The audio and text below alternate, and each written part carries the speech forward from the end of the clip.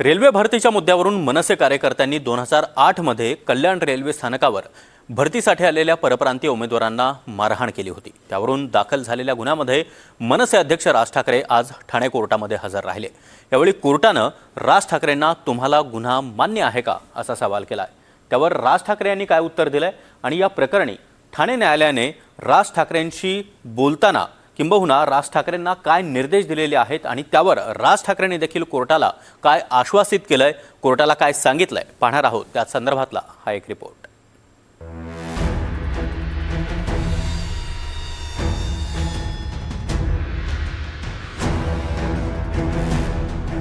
मनसेचं आंदोलन म्हटलं की खळखटाक। अशाच एका आंदोलन प्रकरणात मनसे अध्यक्ष राज ठाकरे यांना कोर्टात हजर राहावं लागलं। 2008च्या रेल्वे भरतीवेळी मनसे कार्यकर्त्यांकडून भरतीसाठी आलेल्या उत्तर भारतीय उमेदवारांना बेदम मारहाण करण्यात आली होती। त्या प्रकरणात मनसे अध्यक्ष राज ठाकरेंसह त्यांच्या सहकाऱ्यांवर गुन्हा दाखल झाला होता। या प्रकरणाची सुनावणी ठाणे न्यायालयात पार पडली। या सुनावणीसाठी स्वतः राज ठाकरे ठाणे न्यायालयात हजर राहिले। त्यावेळी आपल्याला गुन्हा मान्य नाही असं राज ठाकरेंनी न्यायालयात सांगितलंय। त्यानंतर न्यायालयाकडून हा खटला पुढे सुरू करण्याचा निर्णय घेण्यात आलाय।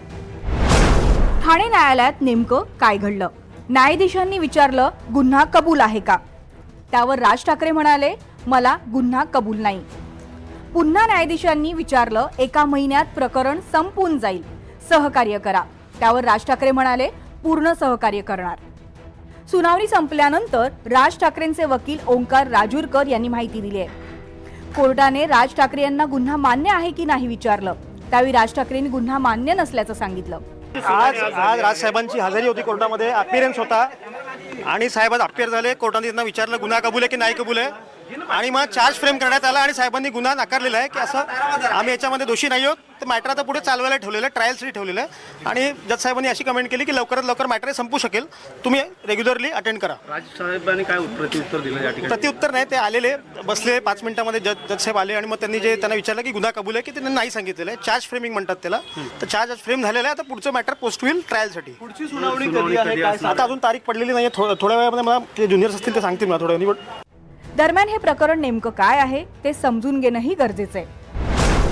2008 साली रेल्वे भरती दरम्यान कल्याण स्थानकावर उत्तर भारतीय उमेदवारांना मनसे कार्यकर्त्यांनी मारहाण केली होती। या प्रकरणात मनसे प्रमुख राज ठाकरे यांच्यावर गुन्हा दाखल झाला होता। मराठी तरुणांच्या नोकऱ्या परप्रांतीयांनी हिरावल्या असा आरोप करत राज ठाकरे यांनी परप्रांतीयांना लक्ष्य केलं आणि हिंसाचाराला प्रोत्साहन दिलं असा आरोप करण्यात आला होता। या प्रकरणात राज ठाकरेंसह इतर 7 मनसैनिकांवर गुन्हा दाखल होऊन त्यांना अटकही झाली होती, पण नंतर ठाकरेंना दिलासा मिळाला होता। कल्याण न्यायालयात सुनावणी सुरू होती, मात्र यानंतर हा गुन्हा ठाणे रेल्वे न्यायालयात वर्ग करण्यात आला। सुनावणी दरम्यान आरोपी न्यायालयात हजर राहत नसल्यानं राज ठाकरेंसह सर्व आरोपींना न्यायालयानं समज देत अटक वॉरंट बजावलं होतं। यानंतर राज ठाकरे यांच्या वकिलाने न्यायालयात अर्ज देऊन अटक वॉरंट रद्द केलं होतं।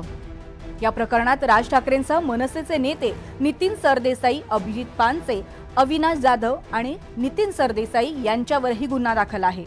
त्यामुळे राज ठाकरेंसह हे नेतेही आज कोर्टात हजर होते। बघा, आम्हाला वाटत नाही आम्ही गुन्हा केला।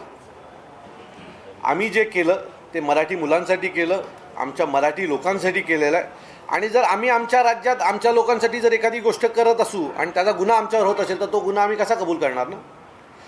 महाराष्ट्रात प्रत्येक नोकरीवर इथल्या मराठी मुलांचा अधिकार आहे। पहिला अधिकार आमच्या मराठी मुलांचाच आहे आणि त्यांना तो हक्क मिळवून देण्यासाठी महाराष्ट्र नवनिर्माण सेना अशा हजारो केसेस घ्यायला तयार आहे। दरम्यान राज ठाकरे यांनी रेल्वे भरतीबाबतच्या मनसेच्या आंदोलनाचं सातत्याने समर्थन केलंय। आंदोलन अर्धवट सोडल्याचा आरोप त्यांच्यावर होतो। त्यावेळी विरोधकांना उत्तर देताना रेल्वे भरतीच्या त्या आंदोलनाबाबत राज ठाकरे काय म्हणाले ते पाहूया। किती गोष्टी आपण केल्या रेल्वे भरती,